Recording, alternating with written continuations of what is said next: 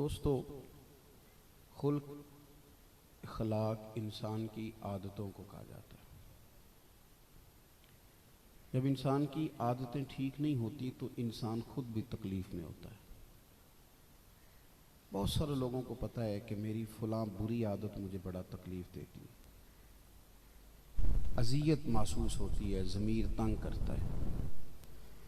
वो समझता है कि मैं क्या आदमी हूँ, बाशऊर हूँ, मुझे पता है, फिर भी ये गलती बार बार मेरे नफ्स के गलबे की वजह से हो जाती है। अखलाकी बुराइयां इंसान को खुद भी तकलीफ देती,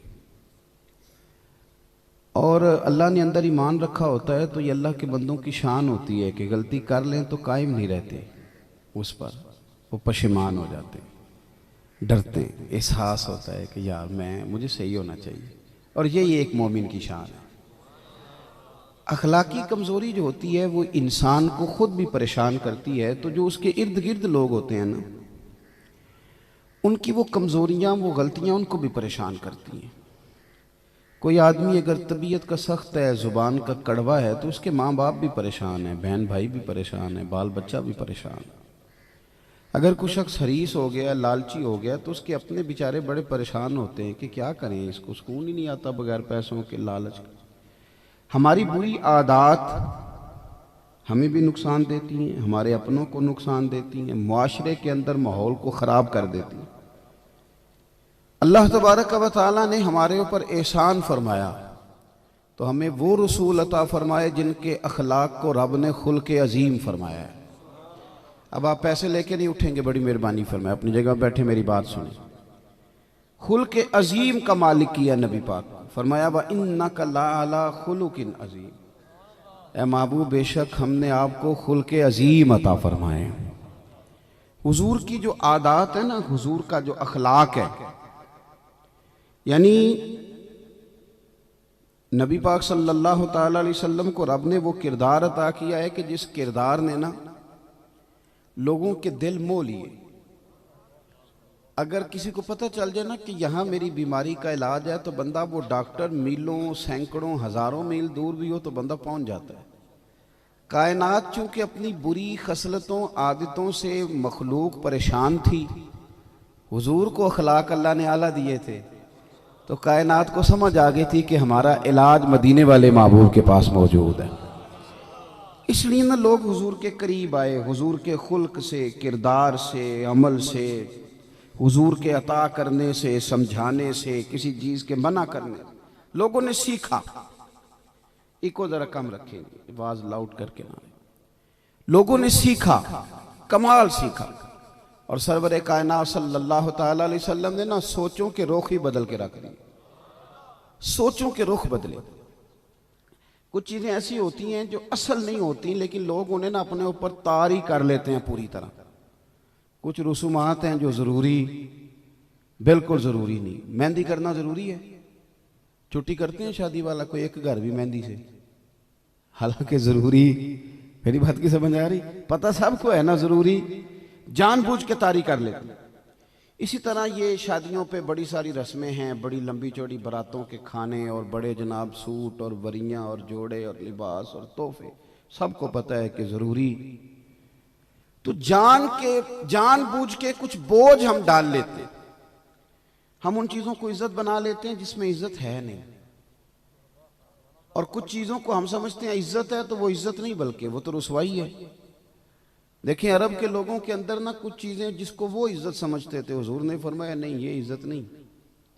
जिसको वो जिल्लत समझते थे, हुजूर ने फरमाया ये जिल्लत नहीं, ये तो इज्जत है।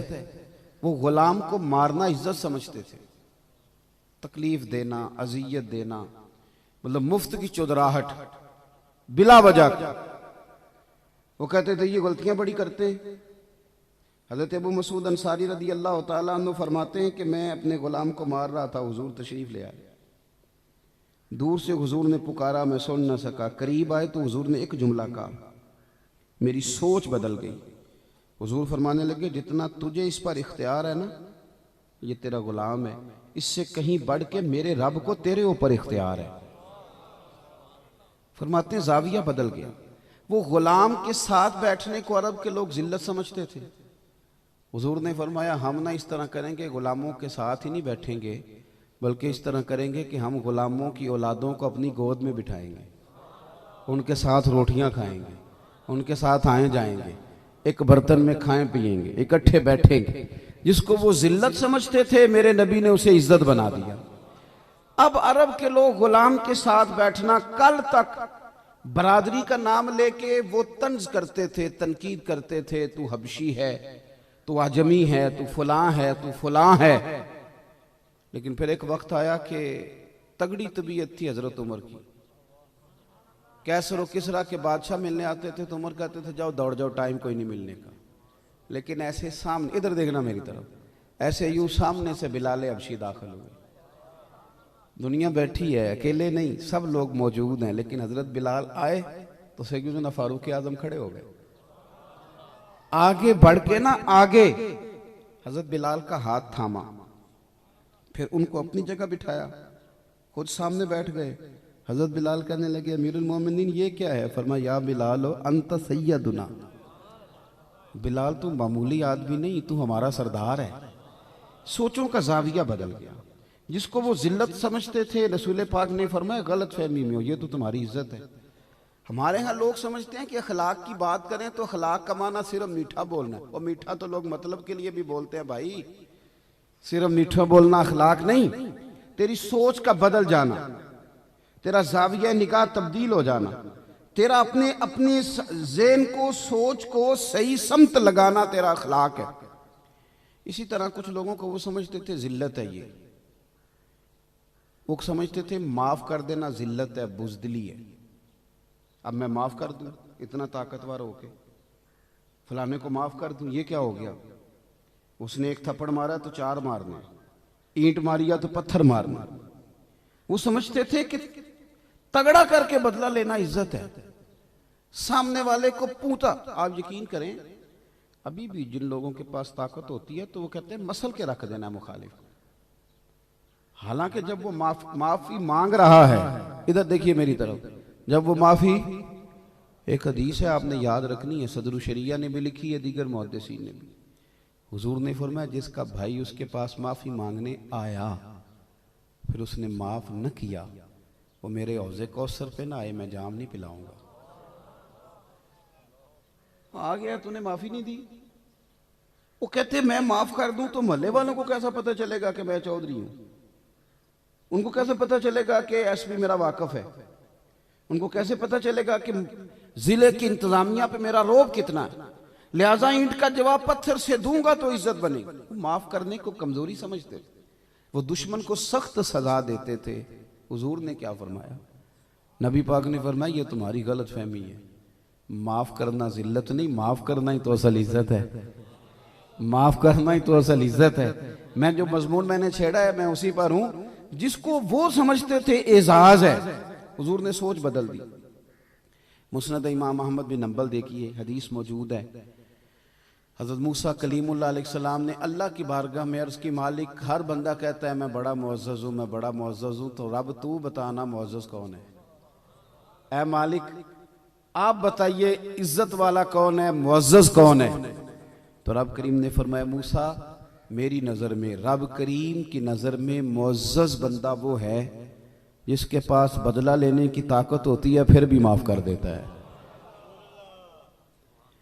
आप ना अपना माफ करने का जब जौक बन जाता है तो माफ करने से ना आप बदला ले लें, आप सख्त बदला ले लें, लेकिन अंदर की आग बुझेगी नहीं।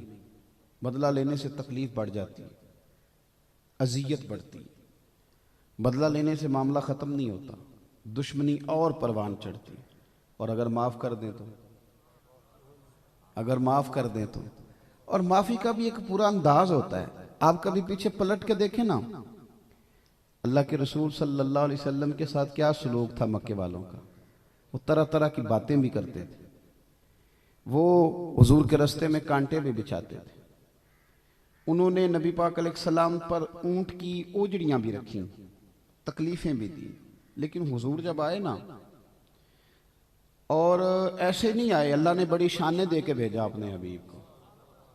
वराईतन नास यदखुलून फी दीनिल्लाहि अफवाजा, एक एक नहीं, दो दो नहीं, फौजों की फौजें दीन में आ गई।